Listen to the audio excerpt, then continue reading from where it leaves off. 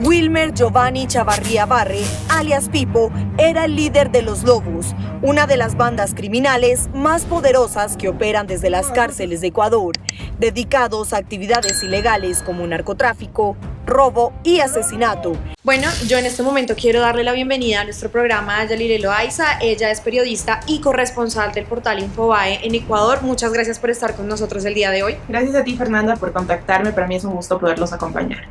Bueno, para contextualizar a nuestra teleaudiencia el día de hoy vamos a hablar de algo que está sonando mucho por estos días y es este enfrentamiento en las cárceles entre bandas criminales que al parecer trabajan en conjunto con carteles de México como el Cartel Jalisco Nueva Generación y el Cartel de Sinaloa. Y me gustaría arrancar preguntándole, Yalile, ¿cómo es que se encuentra, o sea, cómo se desata este conflicto entre estas bandas y cómo es que están operando sabiendo que tienen su centro en los centros penitenciarios? Para un poco entender lo que está sucediendo actualmente en el Ecuador, hay que remontarnos a finales del 2020, cuando José Luis Zambrano, alias Rasquiña, líder de Los Choneros. Los Choneros es una de las megabandas del Ecuador que tiene más de 12.000 miembros y controlan varias de las prisiones del país. Bueno, cuando Rasquiña salió de la cárcel, le dieron esta prelibertad, como se llama, él fue asesinado en un centro comercial del Ecuador y a partir de allí empieza a haber una especie de acefalía de poder dentro de las bandas, ¿no? Y empieza esta estructura que Rasquiña había logrado consolidar, digamos que mantenía de alguna forma las bandas aliadas y no enfrentadas, empieza a tambalear porque se fraccionan unas bandas y un grupo de ellas deciden no aceptar, digamos, los nuevos liderazgos de los choneros.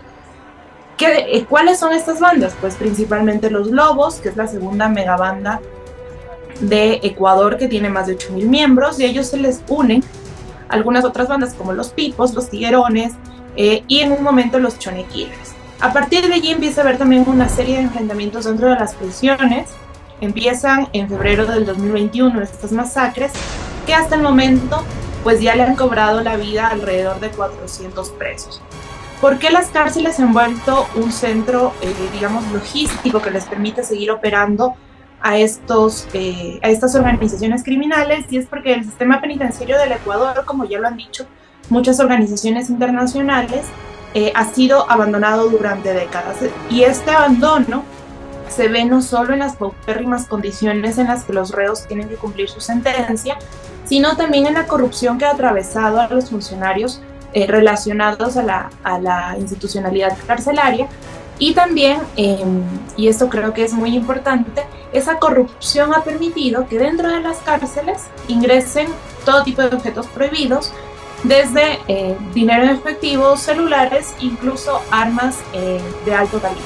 Entonces esto ha permitido que las cárceles se vuelvan estos centros de operaciones de estas bandas, que además controlan ciertos pabellones en las cárceles más violentas del país. Según las versiones policiales, los choneros, que es la primera megabanda que les contaba, responde al cártel mexicano de Sinaloa, mientras que los Lobos, los Pipos, los Tiguerones y los Chone Killers en un primer momento se aliaron y formaron un grupo que se llama Nueva Generación, vinculado al cártel mexicano Jalisco Nueva Generación. Y de allí, digamos que la versión oficial dice pues que estas bandas están en constante enfrentamiento.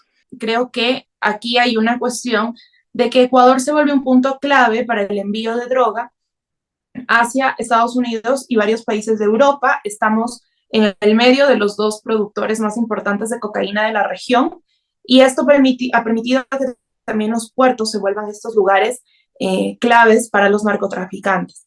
Las mafias que han migrado de otros lugares, como en el caso de México, como bien decías, Fernanda, el cártel de Sinaloa, el cártel Jalisco Nueva Generación, no son las únicas. También está, por ejemplo, la mafia albanesa, que también opera aquí, que incluso opera con una escuela de sicarios, como algunas investigaciones periodísticas lo han revelado, y que también hace que las bandas locales se disputen el poder trabajar con estos a través de las rutas del narcotráfico y también de los territorios de venta del microtráfico. Entonces, como pueden ver, es un panorama bastante complejo Según lo que pues hemos indagado, Los Lobos era liderada por alias Pipo, que presuntamente está muerto, y quisiera pues enlazar si este mismo personaje también lideraba a los Pipos, ya que pues tiene como el nombre de su alias. Bueno, generalmente eso es muy común en las pandillas.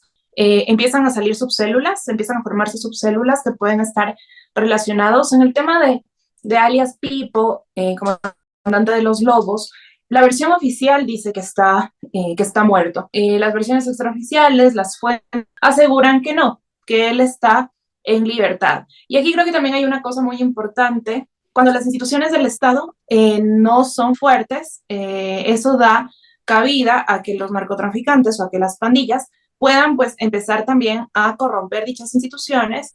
En el caso de estas versiones, sobre todo de alias Pipo, si hay la duda de por qué la versión oficial contradice estas versiones carcelarias que muchas veces nos han dado a los periodistas información más precisa de lo que llega desde las fuentes gubernamentales.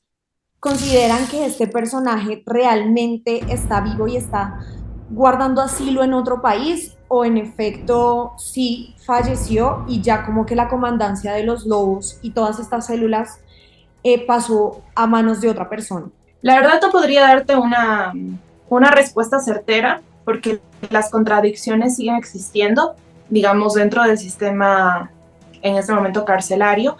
Justamente hace unas semanas, y esto también desata un poco la crisis que estamos viviendo actualmente, hubo un enfrentamiento en la cárcel de La Tacunga, que queda a unos 100 kilómetros de Quito, donde uno de los asesinados fue un capo del narcotráfico, Leandro Norero, vinculado con los Lobos.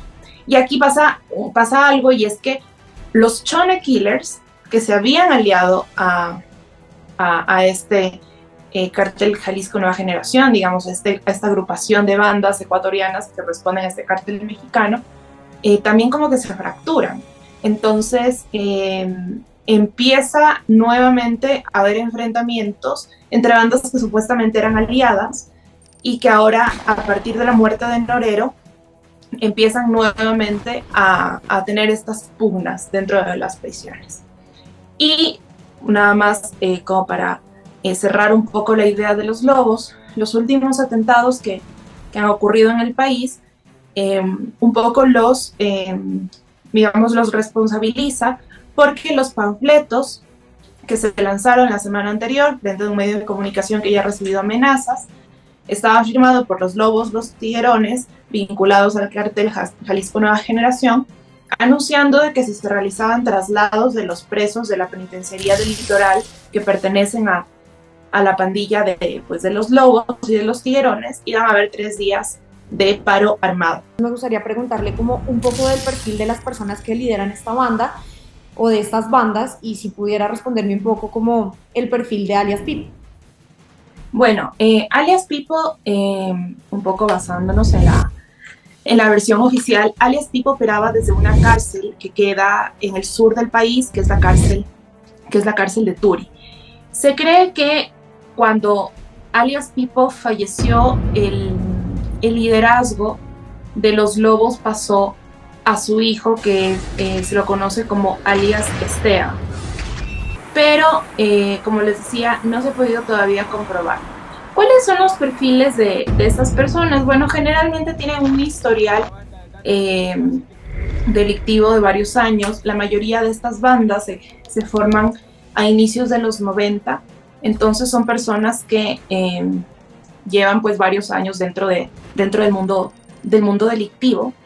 Y una de las cosas que a mí me parece interesante dentro de esas agrupaciones criminales es que tienen alianzas que a veces se rompen, que a veces permanecen, pero estos líderes o estos cabecillas son justamente los que tienen que pactar con otras bandas, digamos, los territorios, un poco definir cómo van a repartirse las rutas, los territorios, etcétera, y cómo van a mantener como en ese sentido la paz.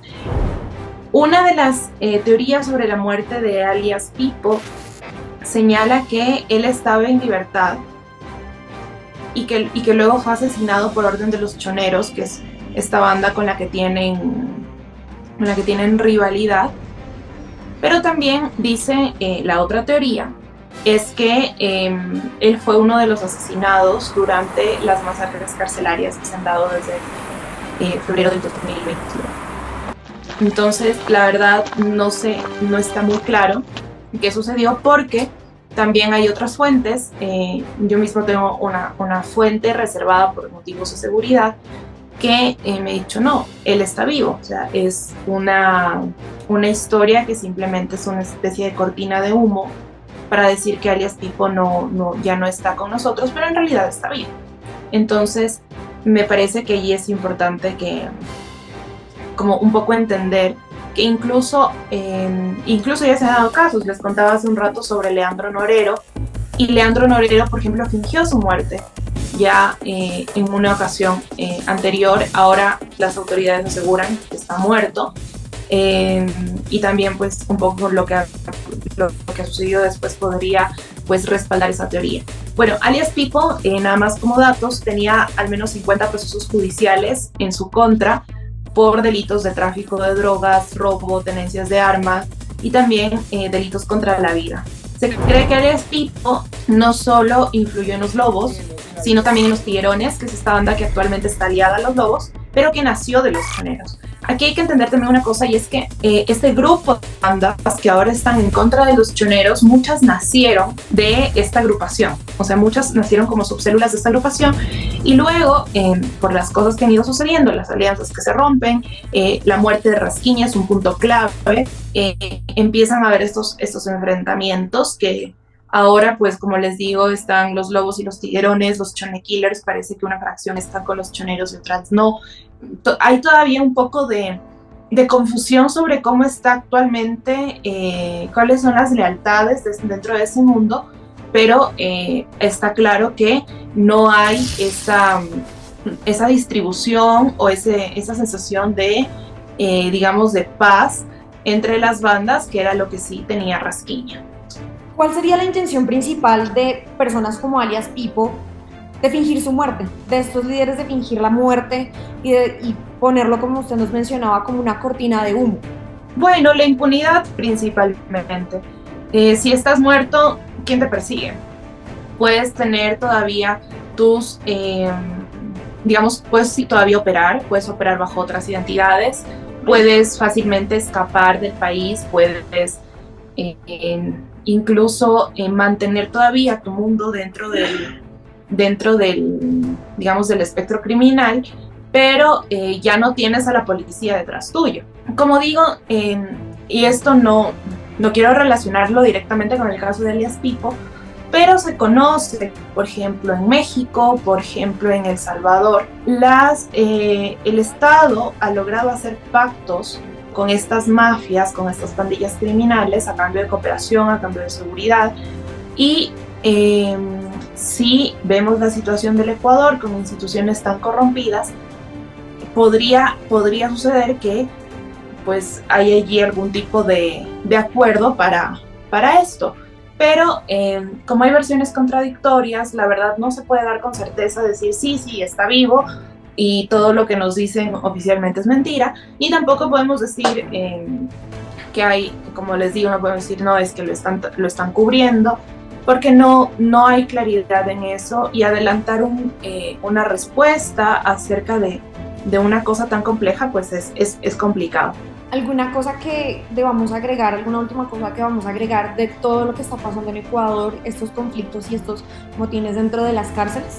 Sí, yo creo que una cosa que es importante es lo que les decía un poco, la intervención del Estado, la intervención de los gobiernos, un poco la parte política, porque esto no queda de lado de responsabilidades de aquellos actores que están en cargos de representación. Y aquí me parece que una cosa es importante, y esto se vive mucho aquí en el Ecuador: hay una penetración del narcotráfico en el país, una penetración de estas mafias extranjeras que además tienen nexos con bandas locales, que están en disputa, que cooptan a estas poblaciones vulnerables, que además ahora mantienen en miedo y en zozobra gran parte de la población por estos ataques.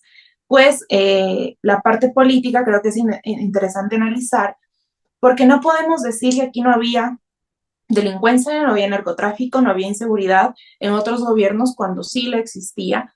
Y me parece que en eso la clase política le debe mucho al país.